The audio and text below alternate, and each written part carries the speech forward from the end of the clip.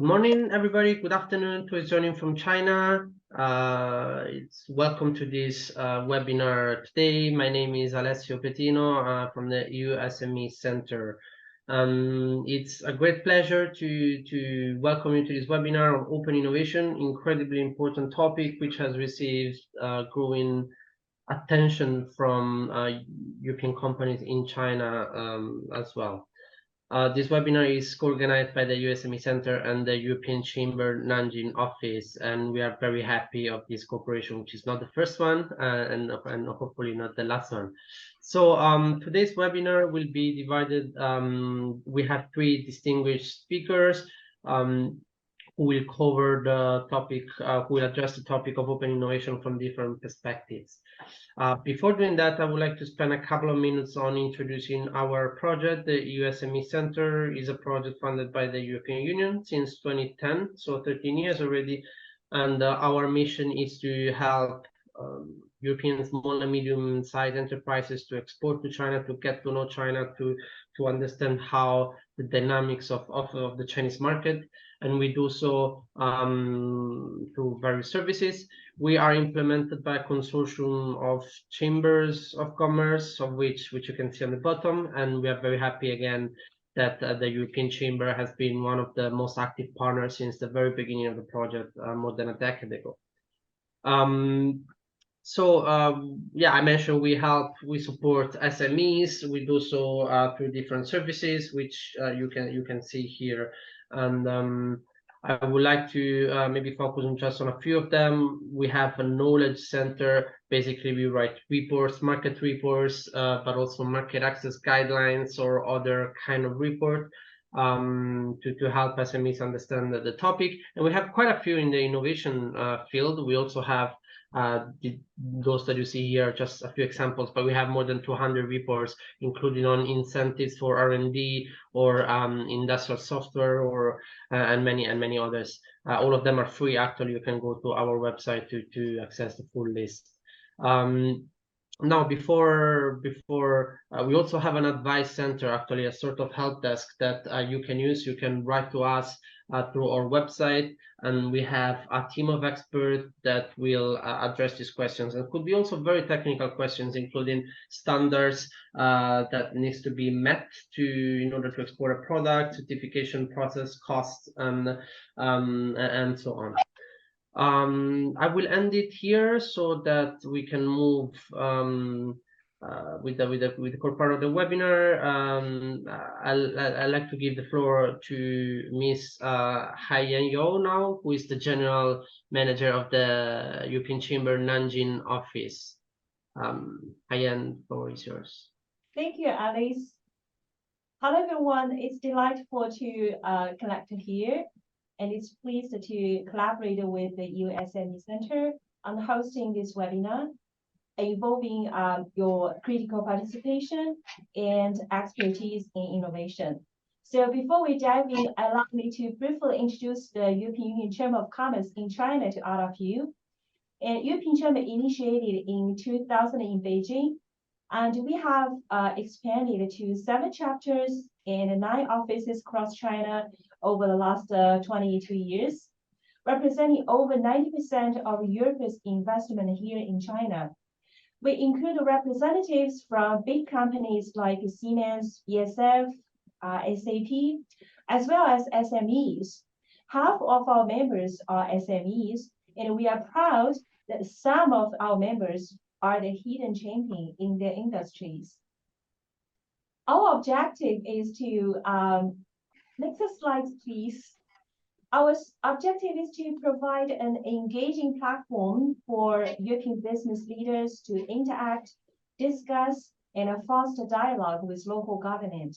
Chamber operations are easy to be comprehended as A, B, C.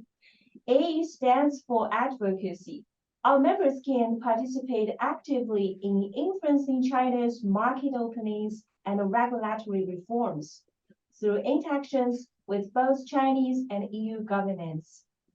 We keep them updated about policies and assist our members in building relationships with local government officials, simplifying the voicing concerns to the government and receiving the solutions.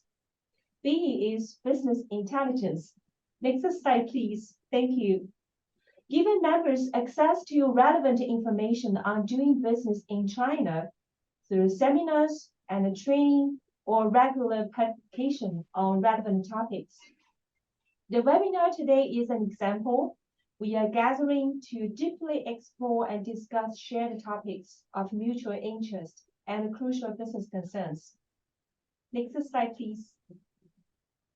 C, yeah, this is for B. And yeah, this is all our publications annually, our position paper, our business confidence survey, and our biomonth year bids. And of course, we have the website, official website. Next slide, please.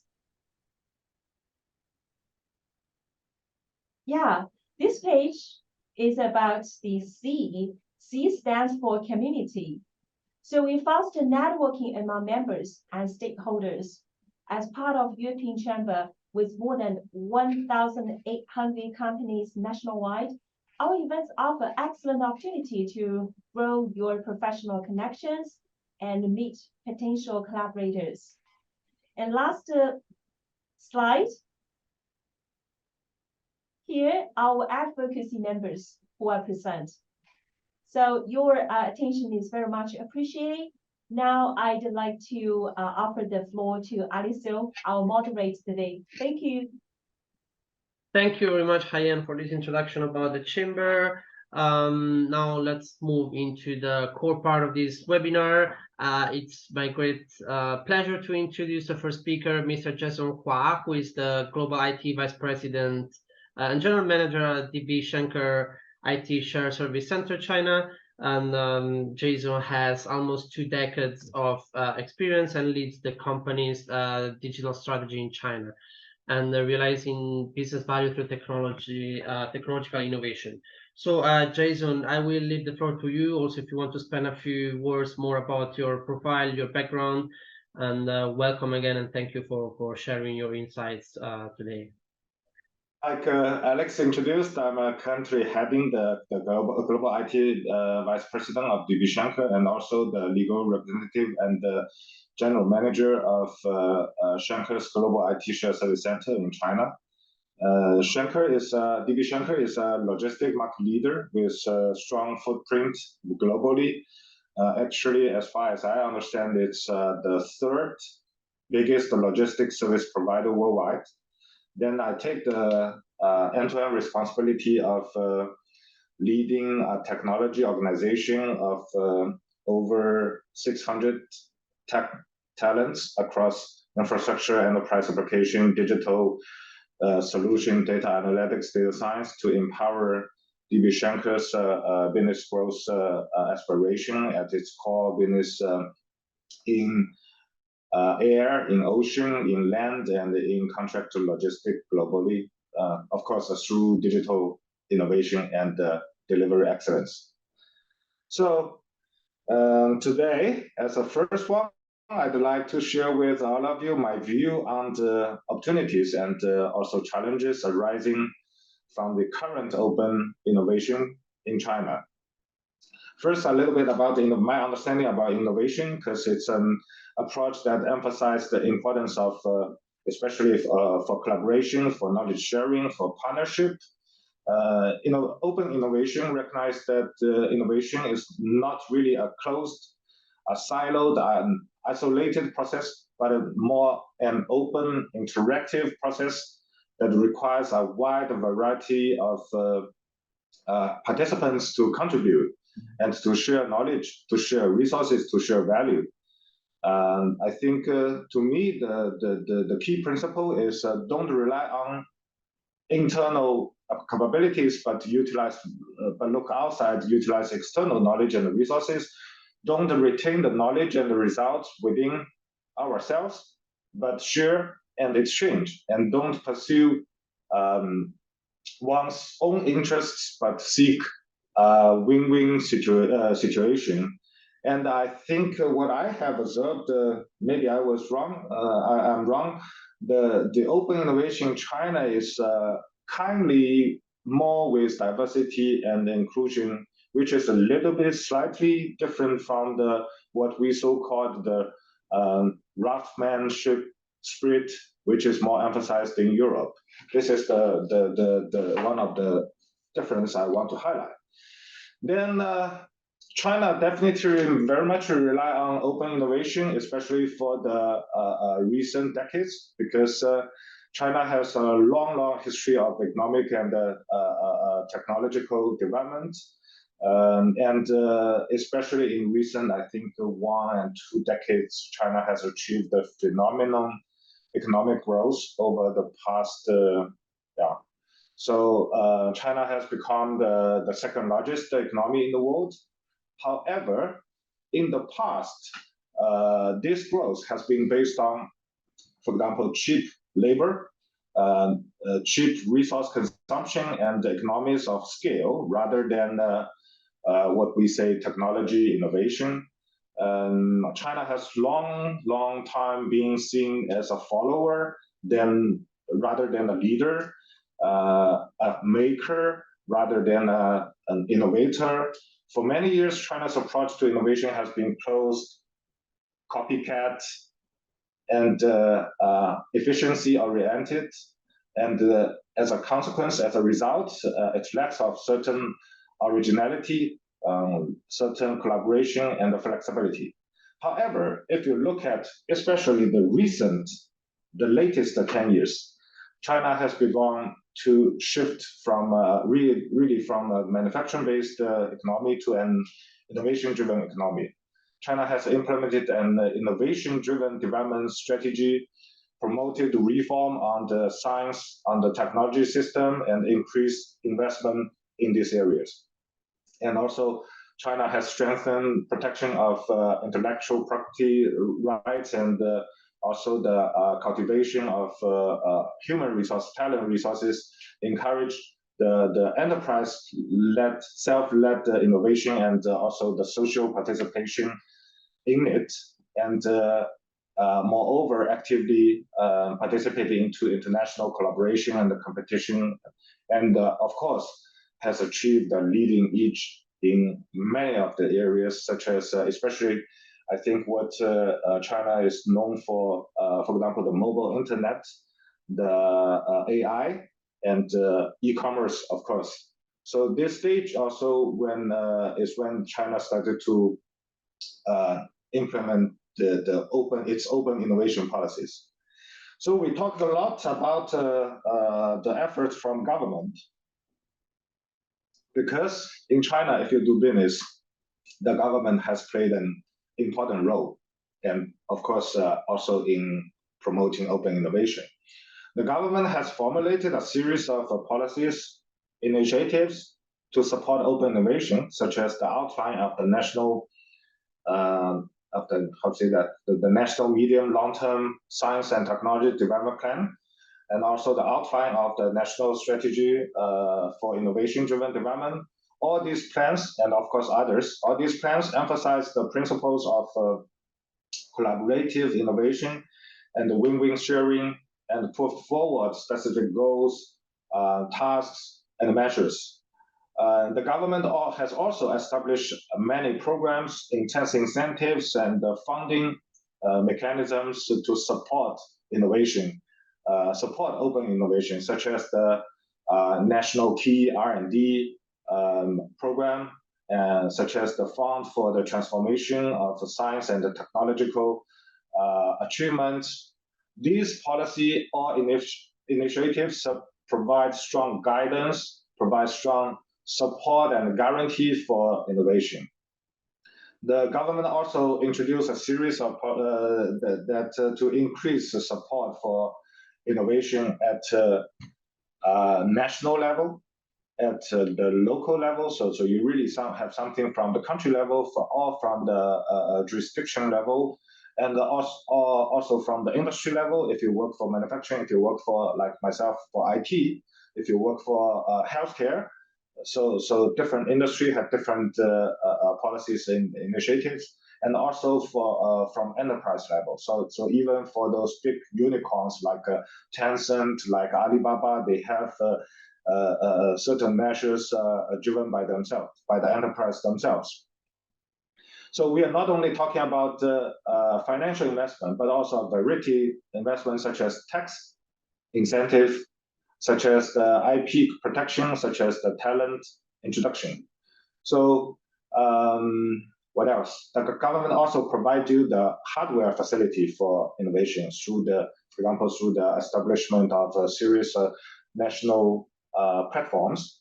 Then the government also provides a software environment by promoting a series of institutional reforms, such as the reforming the science and the technology system, simplifying administrative approvals, and also liberalizing market access.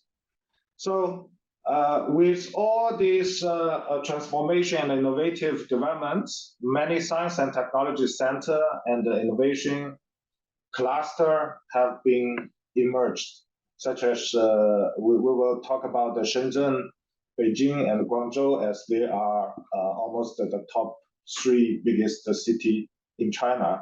Those cluster or those center are rich in scientific and technology resources, and also the talent resources and the market resources, and as a result have attracted many innovation activities. Let's take, for example, Shenzhen. Shenzhen is very close to Hong Kong. It's known as the East Silicon Valley, which is a typical open innovation city. It is characterized by an open and inclusive atmosphere, active and flexible market, and of course, the perfect, efficient services and the strong government support. So Shenzhen actually attracted many enterprises, many research institutes, and also Shenzhen has a lot of, I think, dozens colleges, universities, and of course, thousands or even millions innovators. So it's forming a vibrant and creative innovation ecosystem. It's the world's largest electronic manufacturing base, and also a leader in areas such as drones, smartphones, and 5G. Then Beijing is the capital of China. On the other hand, is of course China's most important city, but also Beijing is very much an important research and education center, with I think more than 100 universities, research institutes, national laboratories, and also is a high point of innovation in domain like AI, like the internet, like the biotechnologies. Shanghai, I live in Shanghai. I now stay in Shanghai and work in Shanghai. Is the largest economic center in China. Then Shanghai has the world's largest free trade zone, the largest technology park, and the largest, maybe not the biggest, the most largest one, the stock market, as well as known as the innovation engine for example, fintech, for new energy vehicles, and healthcare. So on top of the importance of government and where you want to go, I also want to discuss one important working model in China, which is a working model in China for innovation, which is the public-private partnership between government, academia, and the industry. So this partnership can realize integration of resources, complementary advantages, and risk sharing, and improve efficiency, effectiveness. For example, the state key laboratory is a typical model of collaboration between, like I mentioned, the government, university, and enterprises. It serves as the bearer of major national scientific and technology tasks, and the leader of basic research and the bridge between the industry, academia, and the research. State key laboratory have achieved some outstanding result in open innovation. Especially, we need a lot of efforts, such as the quantum communication, such as the supercomputers, such as biomedicine. Then at the same time, these places have also actively attracted and utilized domestic and international resources and markets, which creates an open and inclusive innovation ecosystem. I also take a few examples. In Shenzhen, the government introduced a series of policies, measures to encourage innovation and entrepreneurship, and has established many international collaboration platforms, such as the Shenzhen Hong Kong Science Technology Innovation Cooperation Zone, and also the Shenzhen Bay Super Headquarter Base. Then in Beijing, there is a mode called the Zhongguancun. If you have heard about the Zhongguancun mode is something like with universities in the core, science and technology park as the carrier, enterprises as the main body, and make it market-oriented to form up an innovation network integrating education, research, and industry. In Shanghai, there's another model called the Zhangjiang model, with the national laboratory in the as the leader, then also the science technology parks as the platform, industrial cluster as the support, and the markets oriented. So it drives forces forming the ecosystem, integrating everything into it, and transfer and result the best transformation. So one more thing, although China has been making a lot of efforts in technology innovation, what I want to highlight is, especially in China, Chinese is very much excelling in some other things that you never imagine. Because when we talk about innovation, we are thinking that innovation is about building up a world-class product, either 5G, either the technology, either the medicine, the biomedicine, either the vehicle. They are all the products. But what's interesting in China is Chinese is actually very much good at in creating or reshaping business models. Sometimes maybe they are not that advanced. We are not that advanced in technology innovation, but we are very good at to put the technology into the practice, into the business, and even shape new business models, such as the birth and the Douyin, the birth of Taobao and the Douyin, and their continuous expansion, the transformation in driving e-commerce. If you come to China, look at the e-commerce market nowadays, it's the business model is totally different. The business logic is totally different than 5 years ago. If you now look at the e-commerce in Douyin, it's completely different from 5 years ago when you work with Taobao or Tianmao. This business model transformation has been changing rapidly. And Chinese is very good at with optimizing user experiences, such as the Chinese brands of mobile phones and those competitors of iPhones, and also the ultimate outstanding of the consumer journey and also the market dynamics. So Chinese do everything to optimize the user experiences. Then Chinese is also very good at inventing digitalized products, such as, like I mentioned, the electrical vehicles. It's well known for their revolutionary upheaval of the automobile industry. If you look at BMW, look at VW, look at all those well-known brands for more than 100 years. The business logic of automobile industry now has been changed by Chinese because the digitalized products has been invented. Of course, the same can be observed in, for example, how the smart home rewrites the decorating industry. Also a good example, a very good example. All of them good example how innovation has unleashed limited potentials.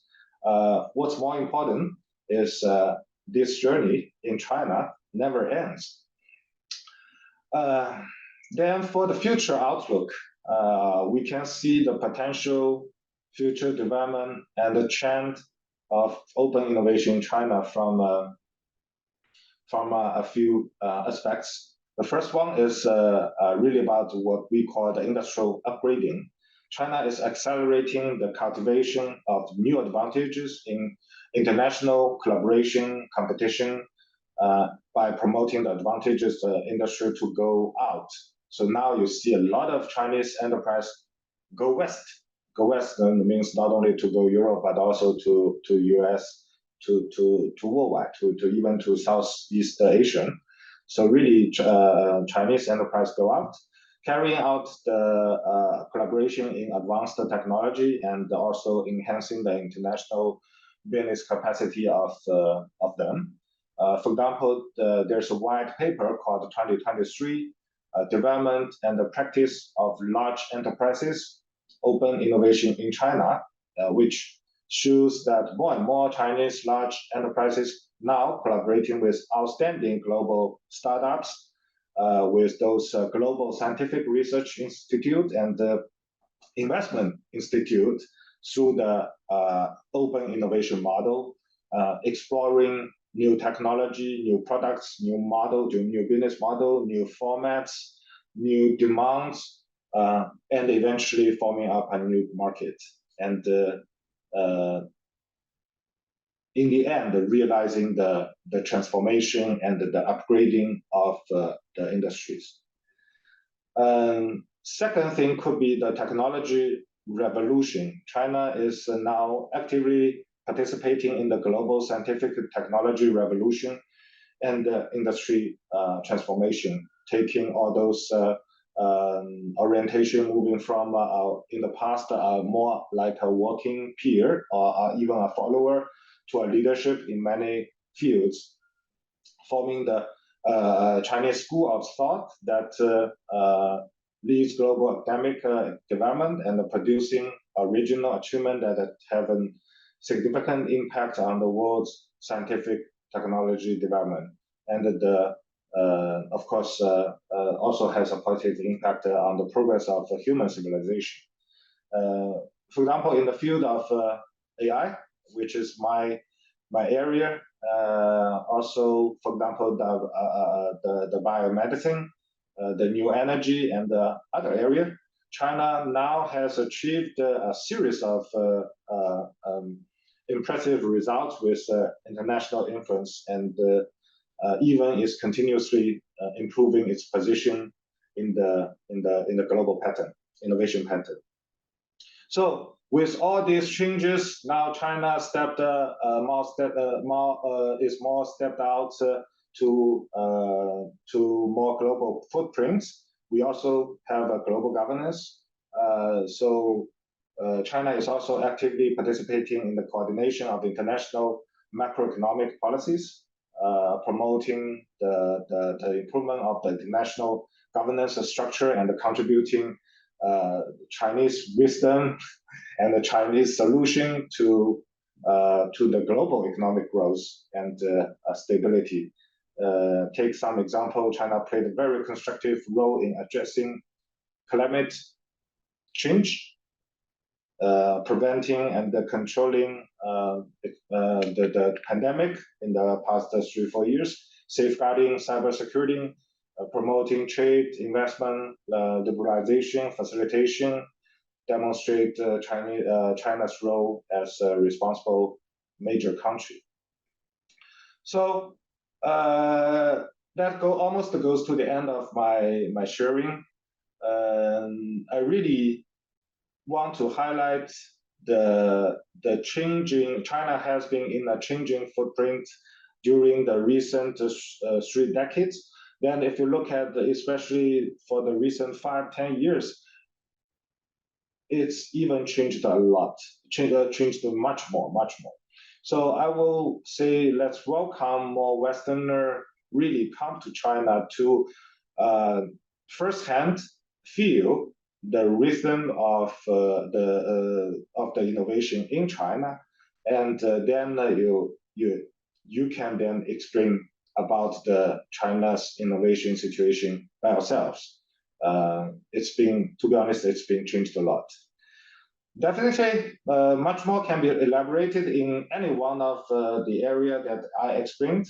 So if anyone has interest to discuss furthermore, please feel free to reach out to Reshaping Chamber or myself. This has been one of my passion to witness and be part of this transformation journey for China.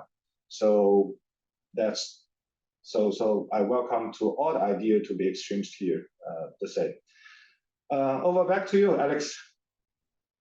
Thank you, Jason. Thank you for your presentation. Indeed, there should be more exchanges both ways, actually. Not only, I would say, Europeans going to China, but also the other way around. I think mutual understanding is very important for both. So thank you very much. And indeed, maybe something I would like to add about a few regulations that you mentioned. Earlier this year, there have been a set of rules from MOST and MOFCOM and encourage R&D, foreign funded R&D centers.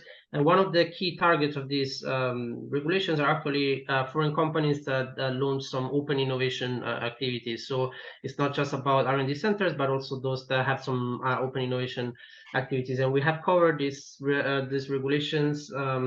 And of course, we will be happy to provide more details on that. So now let's move into the second part. There are some questions, by the way, Jason, in the Q&A, so maybe we can go through them later.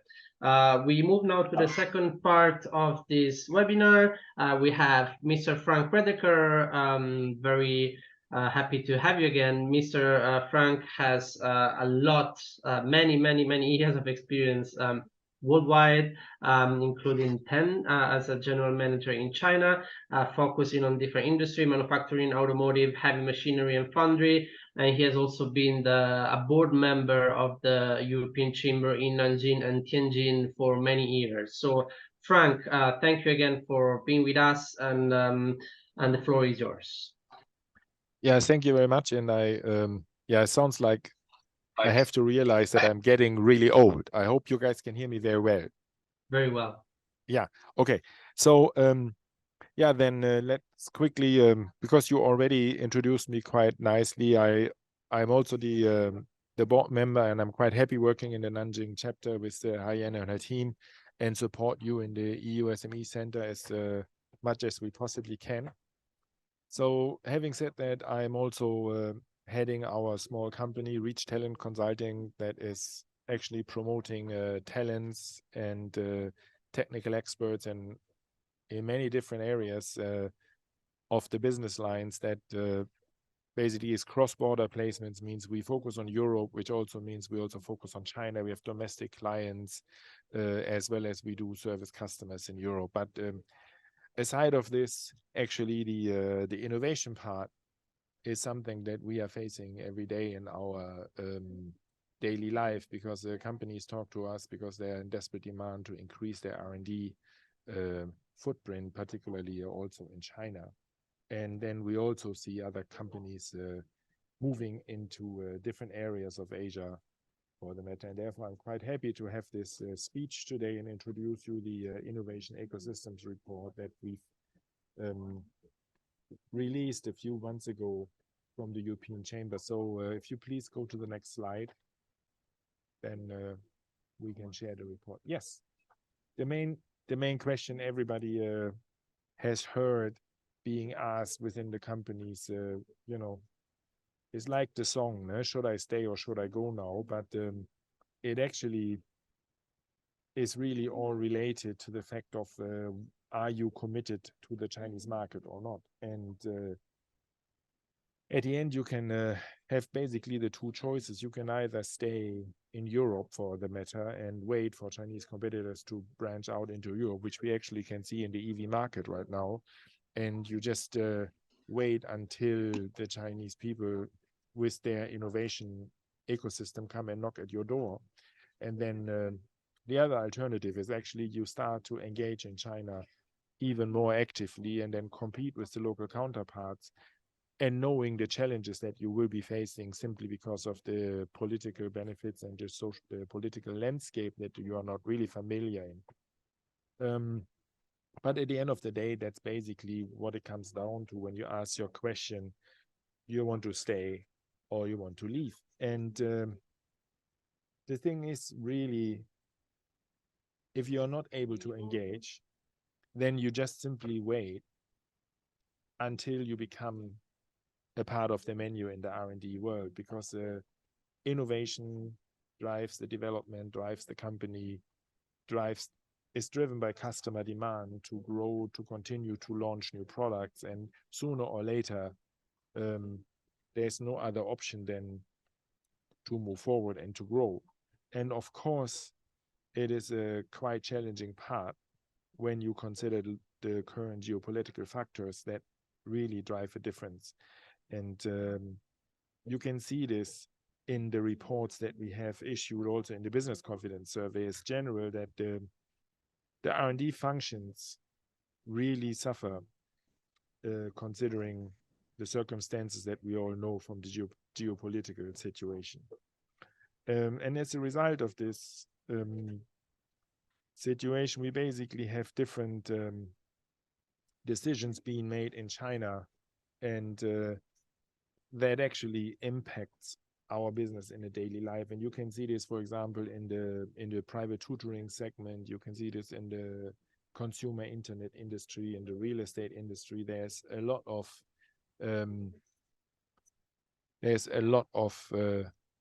unpredictability that basically some of the industries were completely diminished. And not to mention the fact that we had the impact from COVID-0, and that we all remember quite well was really impacting everybody's life, but also personally, but also from the business perspective. And these sudden, unpredictable, drastic actions just cause uncertainty in the business environment. And it actually drove a lot of local HQs for multinational companies to reevaluate whether or not their regional HQs, for example, should be in Shanghai, including their regional R&Ds. And we know a lot of companies that actually moved their headquarters from China into Singapore, for the matter, or other places. And R&D footprint has actually been moved into, in a lot of cases, actually also into India. If we go to the next slide.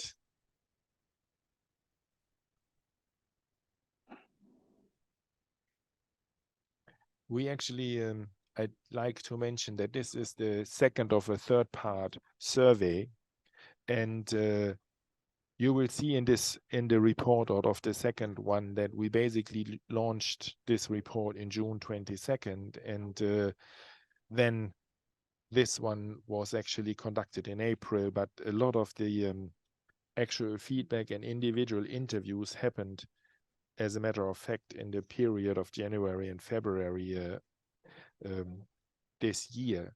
We received about 107 responses, and we had 11 follow-up interviews, and we added a certain field research to it. So having said that, I think there's a lot of issues you find in the survey that is still reflecting into the COVID restrictions, and there is a third survey to be launched soon as the third part of it, which then will basically be able to reflect more on the post-COVID scenarios that we all experience right now. You can go to the next slide, please. And one more, because I already just talked about the survey results. Sorry for that. I was too busy speaking. Yeah, some of the key findings, if I may say, is really related to the fact that because of the global scenarios, everybody faces the redesign of their supply chains right now, and there are market factors driving this, regulatory factors that are driving this, political factors, and of course, like I mentioned before, one large impact is really the geopolitical situation that we are facing with the trade war, with the Russian invasion in Ukraine, and as we all know by now, also the impact in Israel. But having that in mind, I think from a positive perspective, the European companies that are committed into China, they are really facing this, on the one hand, the dilemma of localization, because they have to go deeper into the local markets to localize their supply chain. But then they have to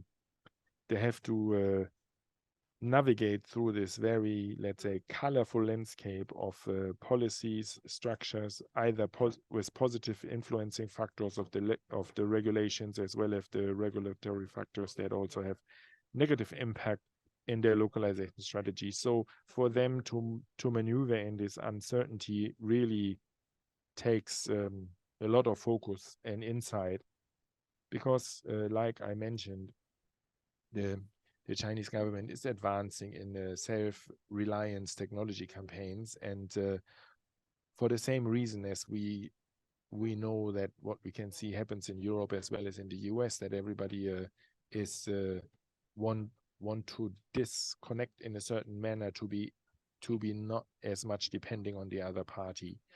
And with this increasing geopolitical risk, we actually find it very, very difficult to not have R&D capability within a country. It really requires a multinational footprint, and the company's R&D strategy actually then also reflects on their, let's say, on their commitment and long-term engagement to stay in China. That is some of the findings we saw in our business confidence surveys, as well as in the interviews we conducted.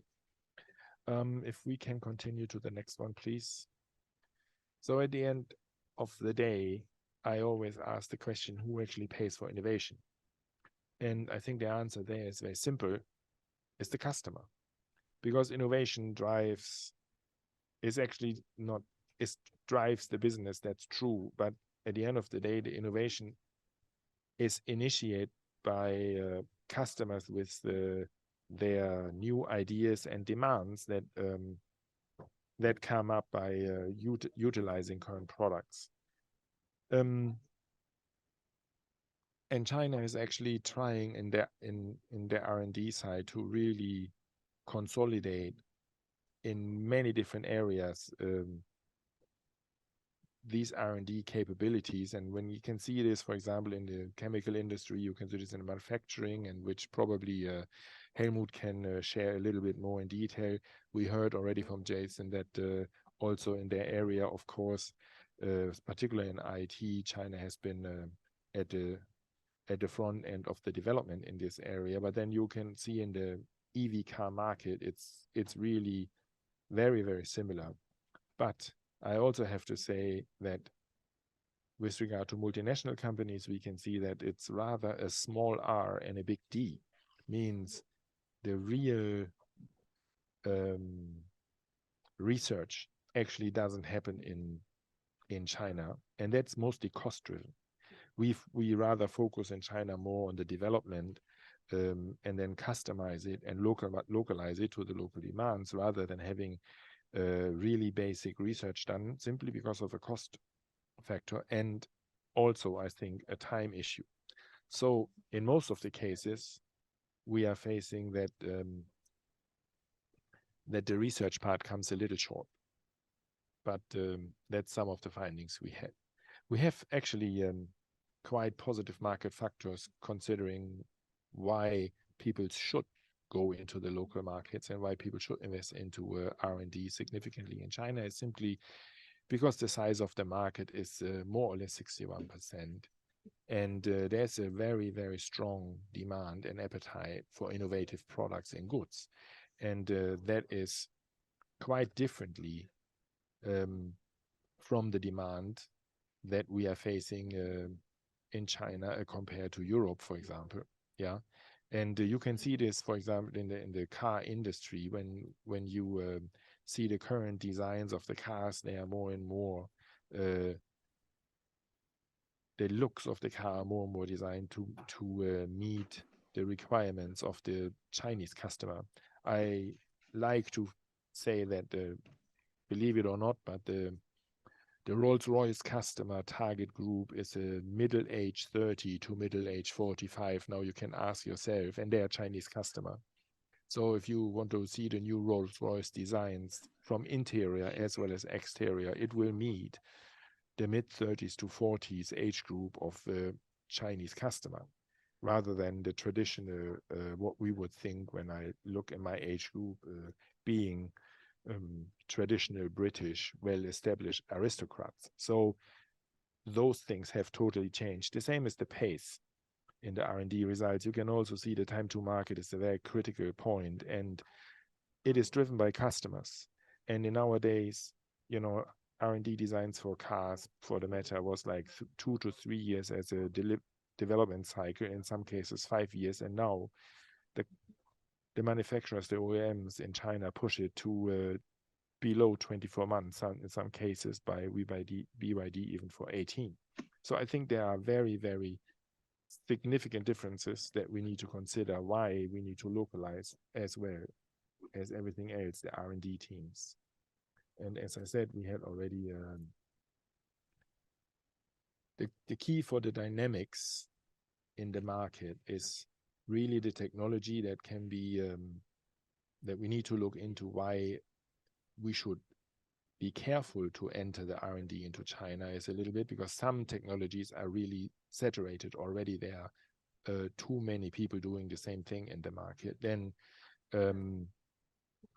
it's also coupled a little bit with the risk of the technology leakage, which we already talked about, the IP. Although IP is getting better, but it's still an area where China has to improve significantly. And then, of course, the R&D cost, because payroll costs are just increasingly higher every month, and particularly in the tier 1 cities, the cost for R&D teams and labor is, at the end of the day, very similar as we already have in the European areas. And therefore, we need to be cautious about what we do. But at the end of the day, we need to be in China in order to be in the market. If we go to the next slide, please. I think if I talk about regulatory factors having a positive and at the same time sometimes even negative influence, you can see that the companies that localize, they are actually sometimes restrict and reach their boundaries very quickly because of the policies. But, you know, I mentioned there are a lot of very positive policies to support R&D available for tax incentives. There are subsidies available, and particularly if you are high and new technology enterprises, those incentives are quite significant, and they are well received. And basically, if I were to say the new and high-end technology is about a tax reduction from 25 to 15%, for example, and the advanced technical services enterprises are enjoying similarly high levels of benefits. And therefore, the government tries to promote very equal access to these, to support local as well as foreign-owned R&D companies. But again, as always, we find some people, particularly companies for the high technology status, that being in Shenzhen, being in Shanghai, where the environment is very highly saturated already, it is getting more and more difficult to qualify for these statuses in order to be able to get the tax benefits in this case. So there are definitely areas within China where it is more easy to get high-tech statuses, but Shanghai and Shenzhen, for the matter, are a little bit more difficult. On the counter side, actually, the negative influences of course, we still have a long way to go in the IP protection rights that need to be continuously improved. We still see an unplaying level field for our foreign companies compared to local companies, and then we have also limited or non-existing government support in some cases. But we know the spectrum is quite broad and colorful. So I am more on the optimistic side to say that if you are in China for China, then at the end of the day, there's a lot of opportunity at the end of the road, but it may be more complex to get access to these benefits than we thought in the beginning.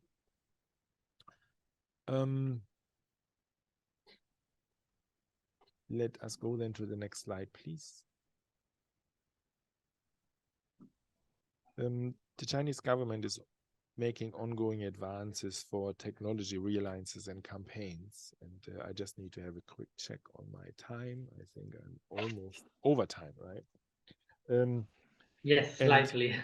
Slightly, yeah. It's a lot to talk about, but I think if I were to say that yes, the self-reliance campaigns, the zero COVID policy, and the unpredictability as a result of the crackdown really caused a lot of difficulties. But I have to say, from our chamber, we've already seen changes in the direction. So when you look at the recent visa policy developments, and when you look at the fact that we were actually engaged in feedback for certain policies before launching, I think there are signs at the end of the tunnel that really these predictability and unreasonable implementations are actually coming to an end. So, but at the end of the day, we still, when we look at the timing, this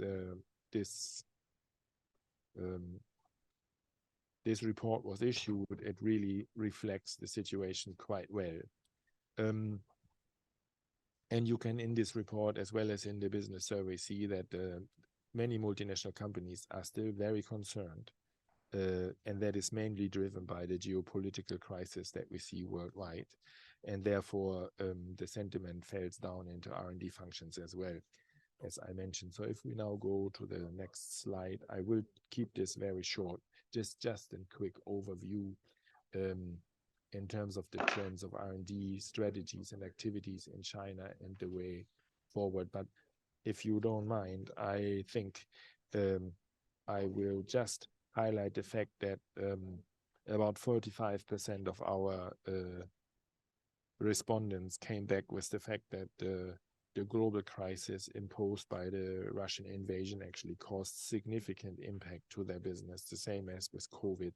But I think the response that we are going to see in the third survey now will be quite different, and particularly mention to the fact that everybody was concerned about the Taiwan Strait conflict, which I think now, looking at the Middle East, got overshadowed there, but that's just my personal expectation. If we then go to the last part, we have basically 4 categories of people. We have market chasers. They are like pharmaceutical suppliers, EV producers. They are really chasing into the market and they go with real innovation, and that's where it happens. But when you look at integrating companies, then they still have extensive R&D in China for both domestic and the global markets, and they close partnerships with local firms and universities and research laboratories. This is basically what Jason talked about in a little bit. That's more what I would consider as integrators. And then when we look at a lot of SMEs, then they are more like in the area of the withholding. They are really keeping a very close eye on their technology, and they're focusing more on the D. And with that, there is very little, if any, R&D collaboration in China, which is a challenge, but also very important for their size of a company. And then the last but not least one is the niche cultivators that are really not able to allow any of their technology to leak, and so they keep the R&D completely outside of China. and for their strategic reasons, just I needed to highlight those very quickly to you. Yeah, but in a summary, I think when we go to the next page in conclusion, I would like to say, when we go through this report, you can actually easily find that companies for whom China's R&D is right are really the ones that focus on the Chinese market. They need to drive their supply chain, they need to drive their customer focus, they need to drive their products to meet the customer demand. They are keen on foreign technologies, yes, but at the end of the day, they are really in the market for the market, and therefore they will build and invest there. On the other hand, there are also companies, for them is the R&D ecosystem not right, and it's very difficult for their strategic approach that the Chinese policy makers can actually really attract them. But at the end of the day, we always have two sets of the coin, and I think this is highlighted in the report quite nicely.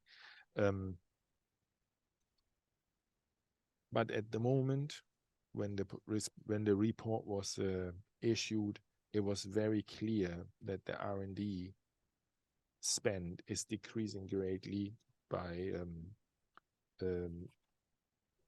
all the international community, so to speak, and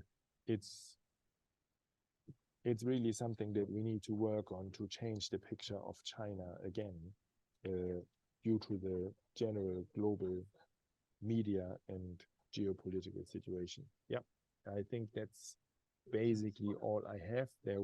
I would also have, if some questions are there, happy to share. And sorry, Helmut, I overrun a little bit, but it's a lot of material to cover.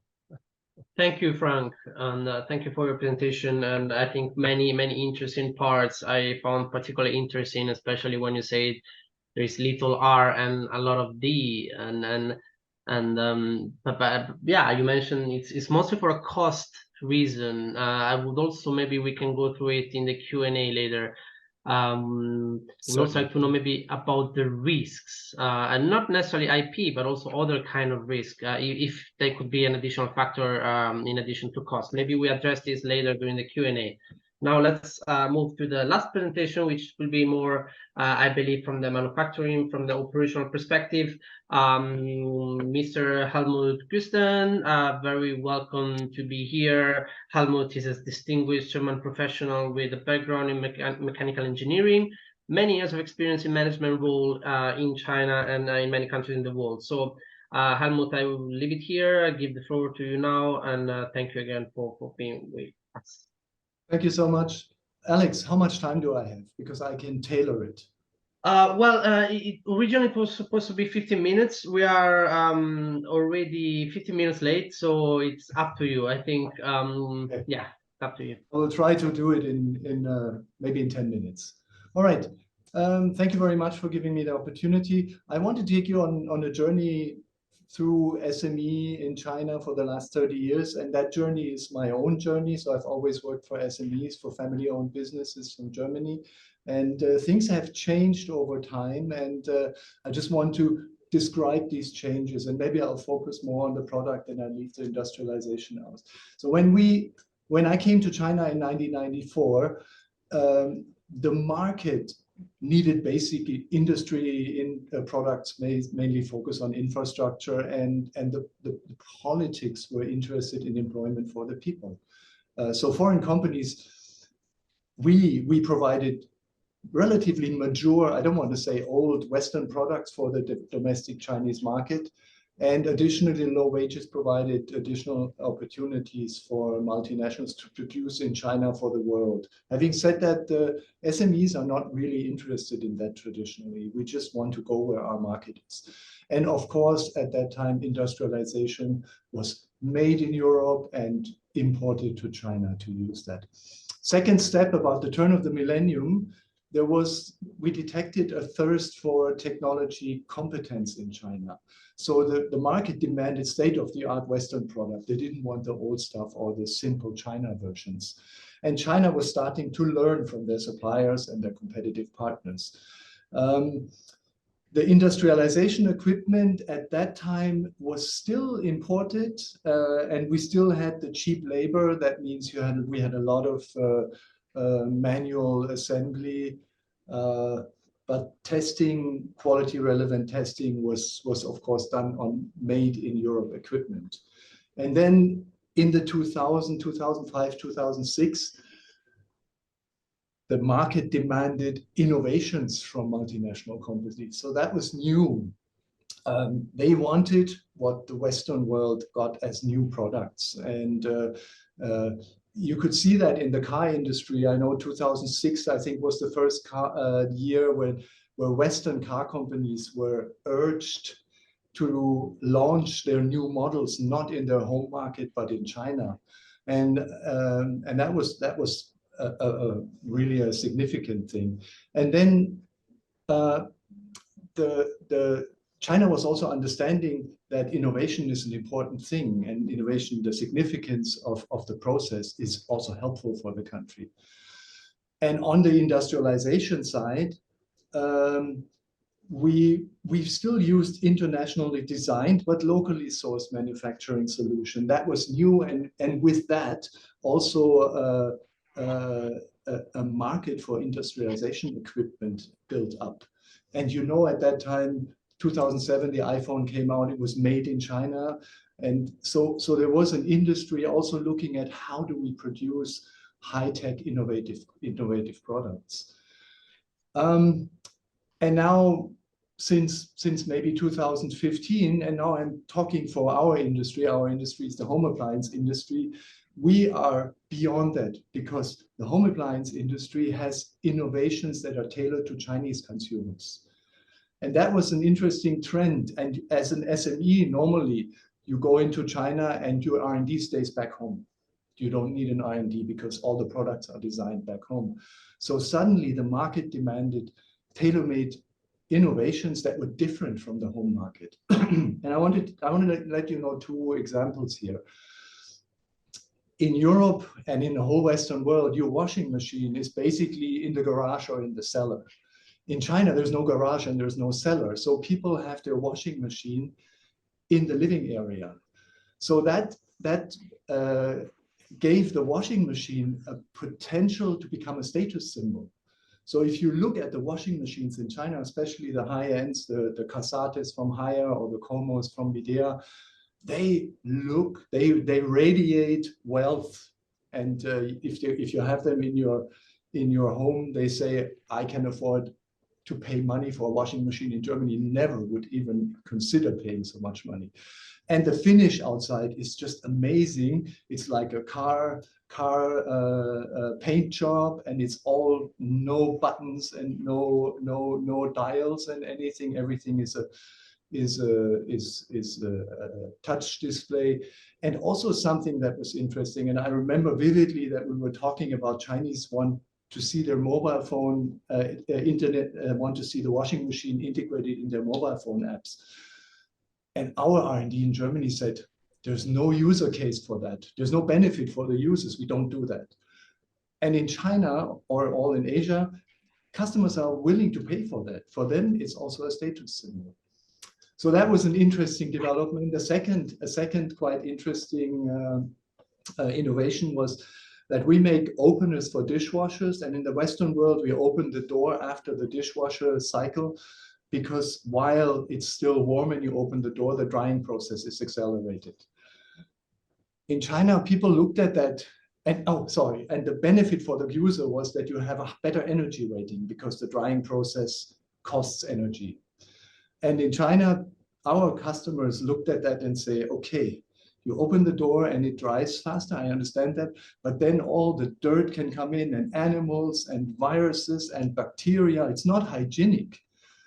And you know, there's this a mega trend in Asia, especially in China, is hygiene. So we had to develop an opener that closed after the drying process. And this was a specific product for the Chinese market. I know for all you IT techie guys, this might be low tech, But for us, it meant we have to innovate something for the domestic market. So that was quite interesting.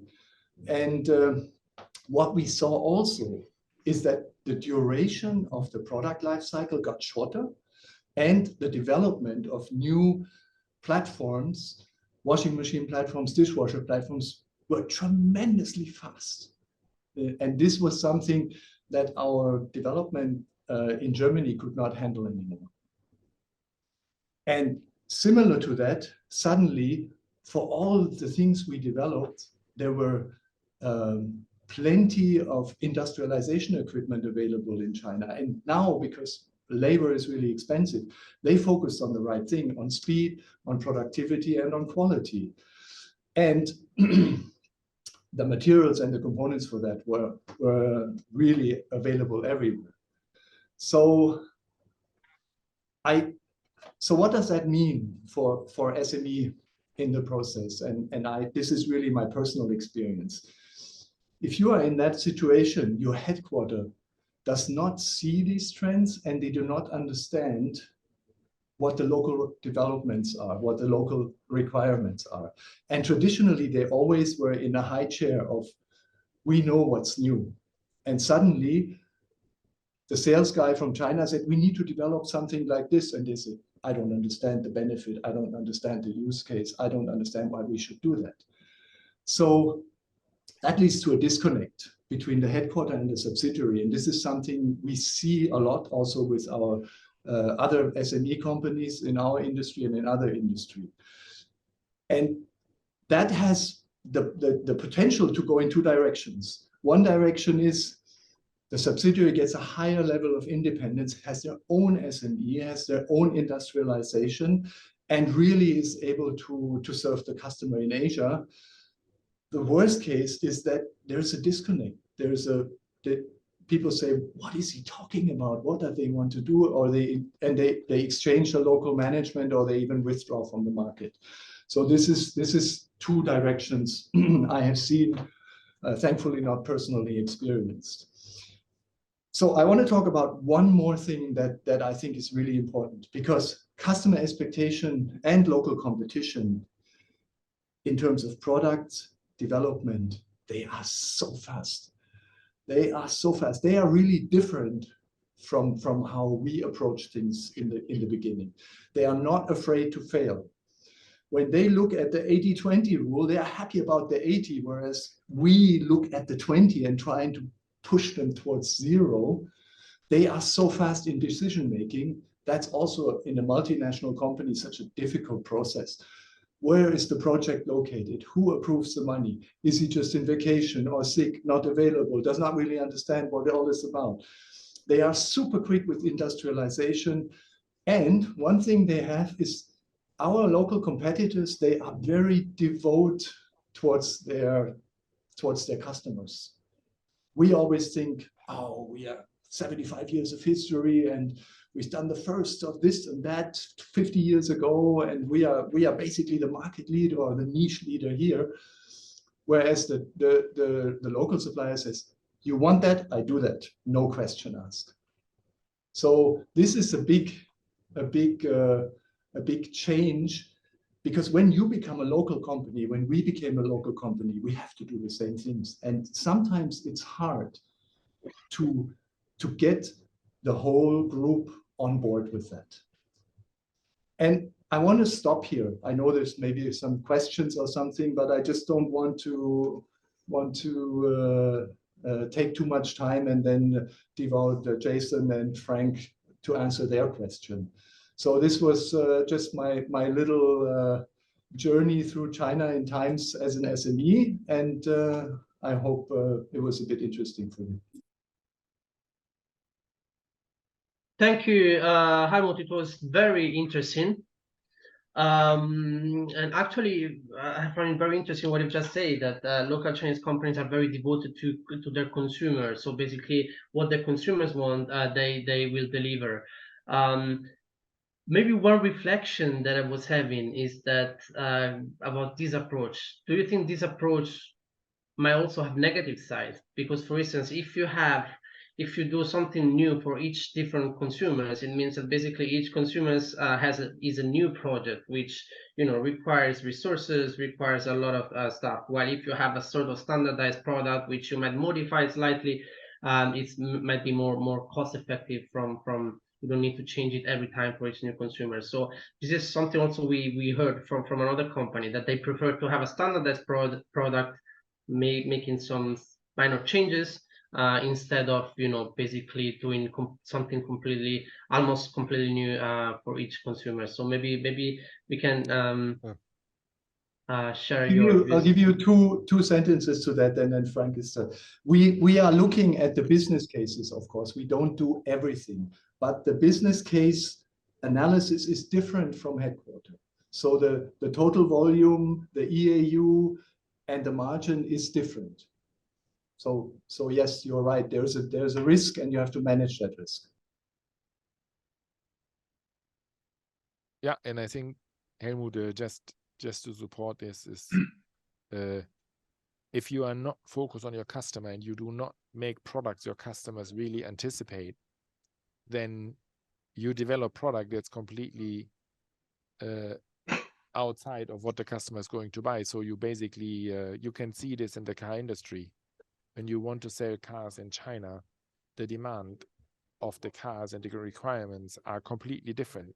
In China, the cars should take a person from A to B. In Germany, for example, or in Europe, the people are proud of looking at the engine, knowing the technology that's inside. Nobody cares here about what's inside as long as it runs.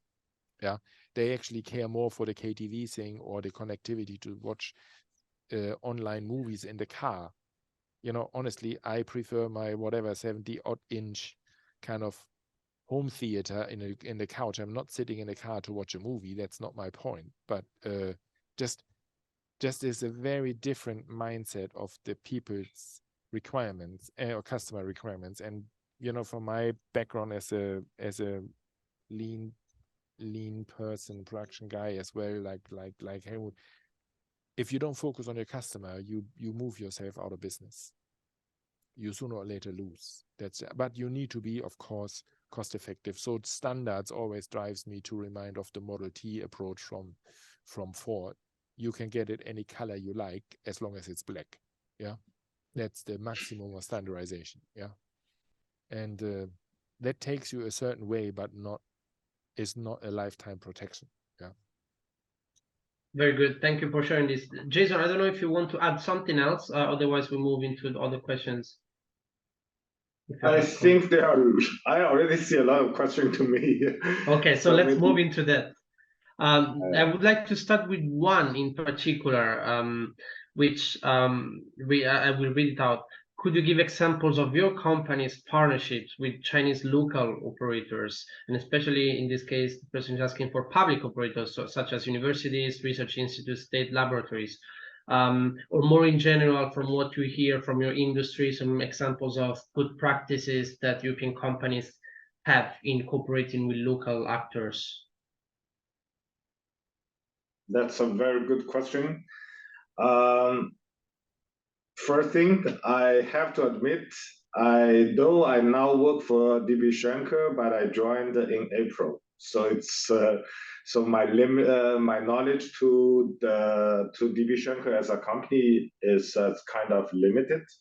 So I would rather maybe allow me to take example for my ex-employer, which is Johnson & Johnson, although it's a US company, but I think it's at least a multinational company. So J&J, Johnson & Johnson is a company focusing on healthcare. So pharmaceutical, medical device, and consumer health. They have reached, how many years? 4 years ago, they have signed an agreement with a Chinese biotech company that comes after J&J's successful collaboration with what's the name? The company is in Nanjing. Legend Biotech for a CAR-T cancer therapy. And the investment was around, we are talking about $4 to $5 billion US dollar globally, and that was really a joint innovation together with the company Legend Biotech. And then also J&J in China in Shanghai opened J Labs. J means J&J Labs. It is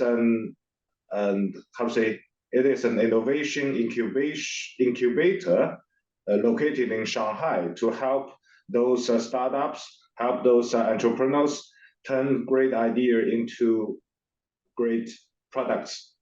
Of course, in either pharmaceutical or medical devices. Then also, in addition, J&J has announced 3 collaboration with strategic partners in China. So all those things are those MSC company have been working in innovation in China. I hope, I'm sorry, I can't give you the answer for DB Schenker, but I know there are some, but I just simply not yet ready to. I've been here only for 6 months. Right. Don't worry about that. Thank you for that example, which was already useful. But what about? I mean, J&J is a huge company. Do you know anything similar for smaller companies, let's say? Because of course, the situation can be very different. You're completely right. So I think that also link back to, because I see the second question about research institute in Spain, Europe, collaborate with other research institute in China. My advice to that, I think that also applicable for Alex, what you asked, if there is an SME with a small or medium scale that want to extend or explore the opportunity for innovation with China, I would rather advise, because you approach some local institute, for example, the research institute have similar research interests and goals in China, and rely on the connection from the institute, from the university, or from the similar partners to look for possibilities, have a connection with the local government. I think local government now somehow have quite a big responsibilities to really attract those potential investment into China, especially if your wheels is really to set up an R&D or tech center in China, or having something in common, some similar research that is being done together with your peer institute in China. Those you get extra incentive, not only tax, not only the policies. You get extra incentive from different dimensions from the government, and that could be the approach that, let's say, the step 1 to start with. Thank you, Jason. I think this is a very good advice, and in fact, this is also something we've been recommending a lot to SMEs. European SMEs in China tend to underestimate the role of government affairs, and we always encourage them to have at least 1 or 2 people doing, government affairs. SMEs might not always have that. By having someone who goes around, goes to conferences, meet professors, meet academicians, I think it's incredibly valuable also for SMEs. So that was a great piece of advice, I would say. I don't know if Helmut or Frank want to add something on this, otherwise we move to the next questions. Okay, Frank? Sorry? Oh, sorry, no, I thought you wanted to add something. Maybe... No, I'm sorry. No. Okay, great. So there is another question still for you, Jason, and maybe Frank and Helmut can also, of course, you're also very welcome to comment. I would like to know, that the person asks, I would like to know your opinions on how open would the Chinese innovation ecosystem be on developing open innovation programs or corporate venturing programs with European organizations or corporations? I mean, I think it's a very broad question. Yeah, that's How open? If the question is really how open, I would say very open. Maybe let's very say open. yes. Maybe let's say thinking about, you know, we mentioned before some of the risks. I also see there's a follow-up question later on IP. Maybe we can put it on from that angle. So of course, on paper, everything is open and welcoming, especially if the goals are aligned. But in practice, there could be some obstacles, some issues that might hinder the cooperation. So how do you tackle these issues? How do you take into account these issues in your operations, and what can you do to minimize these things so that you have a fruitful cooperation? Yeah, I think the key question you need to ask yourself is when you have your R&D strategy, is one thing, yeah, but the cooperation and collaboration in China and the openness, I totally agree with Jason, is basically, it is very open and very let's say, I really lack of the word now, but it's a very open environment for this. But here's the but. The but is if you are a regular company with regular product and they want to develop and grow within China, like what Helmut explained about home appliances, let's say cell phones or all kinds of other electronic gadgets that you have, the moment you come into a strategically relevant and more the more closer you come to potential national security issues, then of course these areas are significantly restricted, and then you very quickly hit boundaries and limits. And we also have to consider this goes both ways. So we should not just say this from Europe into China, but it actually goes both ways. So for regular product, normal product development, I think Jason is completely right. There's a vast open space for collaboration and joint ventures to go forward with. But then the more it comes into very sensitive areas of product, then the space very, very quickly limits and you hit your ceilings. I think that's the best way to explain, because and that's where your R&D strategy actually plays a very vital role, where and to what extent you want to develop the product in what region. Agree, completely agree. I think the important thing is so nowadays I would say you don't have too much worried about the IP protection, because from the regulatory point of view, from the awareness point of view, even from how you engage for example, the local legal experts specializing in Chinese IP laws also can help you a lot. So from those dimensions, I don't really see a high risk, or at least as high as before, because it's being changed already a lot. But the more important is when your product step into China market, then you can anticipate if that's really a good product and fitting into certain market needs, then what you can anticipate is in a few, I don't know, a few years, 2, 3, 5, 10 years, maybe not 10 years that long, you will see competitor from China. They may be not really a copycat, but they are doing some similar competitor product. Then that also come back to Mario's question. If I understand you correctly, you are asking about why time to market is faster in China, is faster than Europe, even though China regulatory requirements are more strict. If I understand this is your question, I also want to echo this back to that. On one side, China's can I? Sure. Sorry, I interrupted. Sorry. Go ahead. Okay, no problem.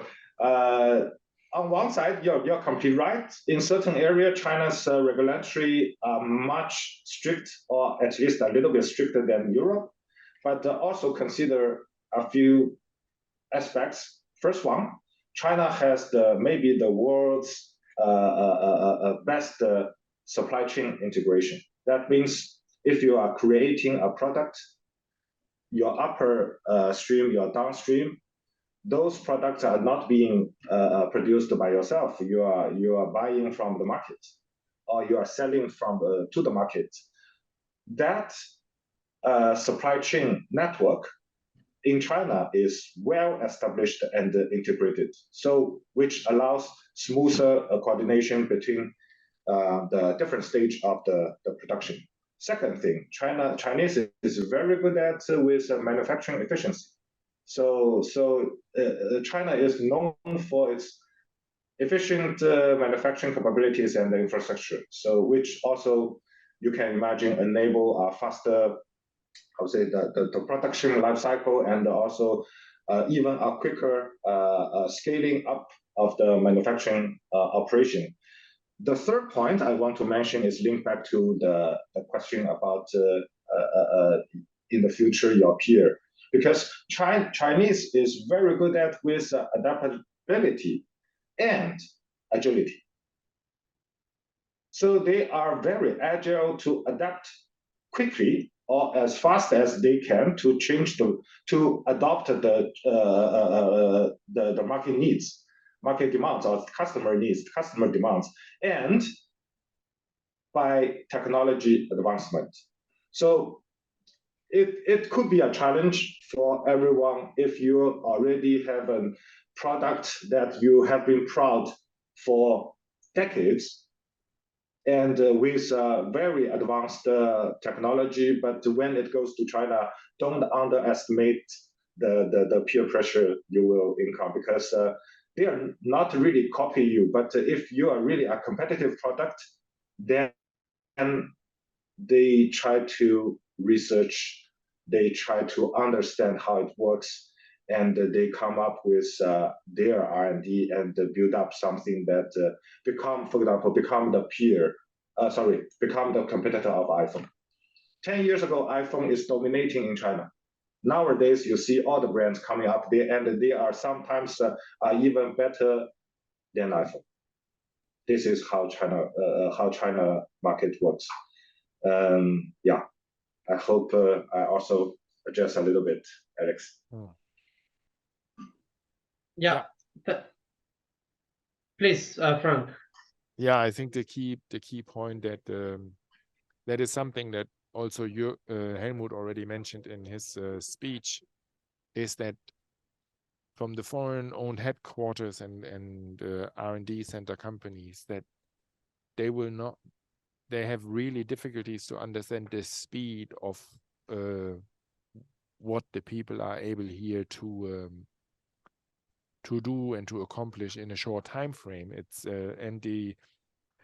and the abilities that have been developed over the last, let's say, 10 years. When you think 20 years back, then it was manufactured here, and it was the whole technology and innovation happened outside. But meanwhile, education levels has risen significantly compared, and there is a huge talent base available in China that actually is completely underestimated, and that goes into the point Jason also mentioned, where if you have a product, then the principal idea of the product is already there, and if there's a market, then definitely there will be competition coming up. And yes, the IP system, if everything is registered, is quite okay, but certainly not to the extent that we would all like it to, and it's not connected necessarily to the international IP system. But the point is, the customer drives the demand, and the competition will just come to meet the customer demand, and whoever is fast and with the right quality, with the right product, is actually then the one that takes the market share. I think that's a market-driven concept. It's just not anymore the fact that everybody knows, unless you are in the market and you feel the market, everybody knows exactly what the customers really want. They just cannot accommodate this, and the last 3 years disconnect due to the COVID scenarios were absolutely not helpful for this. And this is a huge race that we now need to catch up with, to make sure that we catch up with our knowledge, what's actually happening in China. And it's some part that we need to educate our friends and colleagues overseas and at home to what's happening here, and to luckily now be able to invite them here to come quickly to experience this firsthand, what happened in the last 3 years plus. Thank you, Frank. Indeed, education and communication is important. I would still say don't be completely relaxed about IP. This is a serious issue. And by the way, there is also another European EU funded project like us, the EU SME Centre, but they focus exclusively on IP. It's called China IP SME Help Desk. They provide free assistance on IP issues, including technology transfer, patents, and non-disclosure agreements with employees. So I really invite you to go to them. Time is up. There was another question actually, which maybe I can provide a short comment on this. You know, the time to market in China is faster than Europe, even though the regulatory requirements are less flexible. I wouldn't actually agree with this, because most of the innovation in China happens in certain zones, like demonstration zones or some experimental zones, where you know, the regulations are not that strict, because this incentivizes innovation. And we've seen that with the with the autonomous driving zones in Beijing. There were areas where you know, there were no people basically, so it was easier to introduce these innovations. And I think this is a great merit of local administrations to experiment, so that you know, time to market is faster. And maybe we should also take inspiration from that. So time's up again. There were also another question, but we cannot take it. Anyway, you're very welcome to reach out to us, to the speakers directly, if you want to discuss more some aspects. There is a QR code here on this slide. We would really appreciate if you could take 1 minute of your time to let us know your feedback. Critics, very welcome. Yeah, that's pretty much it. I don't know, Haiyan from UCCC, if you would like to add something before.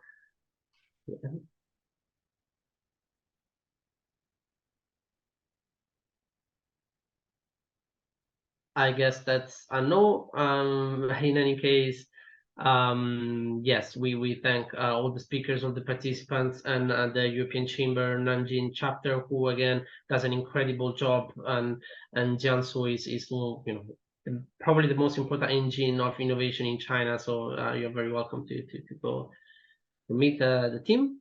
That's it. Thank you, Yes. everyone. Very good. Thank you, and see you next time.